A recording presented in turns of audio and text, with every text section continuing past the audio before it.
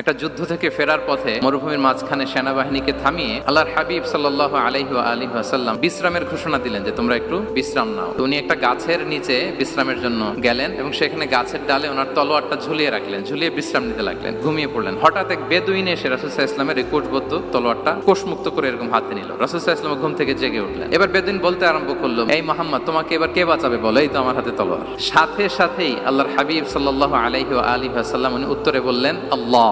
কোনো চিন্তা ভাবনা নাই যে ওরে আঘাত করা যায় কিনা পাল্টা, বা কোনোভাবে ওর কনফিডেন্স ডাউন করা যায় কিনা, কোনো দিকে না তাকিয়ে কি বললেন? আল্লাহ। সব সময় তিনি আল্লাহ কেন্দ্রিক ছিলেন। গারে সাউরে যখন আল্লাহ রাসূল সাল্লাল্লাহু আলাইহি ওয়াসাল্লাম এবং আবু বকর রাদিয়াল্লাহু তাআলা আনহু ওনারা আশ্রয় নিয়েছিলেন রাত্রিবেলায়, কুরাইশরা যখন খুঁজতেছিল, আবু বকর রাদিয়াল্লাহু তাআলা আনহু বলেন যে কুরাইশদের পা দেখা যাচ্ছে, ওরা যে হেঁটে যাচ্ছে, একটু উকি মারলেই আমাদেরকে দেখা যায়। রাসূল সাল্লাল্লাহু আলাইহি ওয়াসাল্লাম আবু বকর রাদিয়াল্লাহু তাআলা আনহুকে বলেন যে আবু বকর, চিন্তা করো না, লা তাহসান ইন্নাল্লাহা মা'ানা। আবু বকর, চিন্তা করো না, আল্লাহ আমাদের সাথে আছেন। সুবহানাল্লাহ।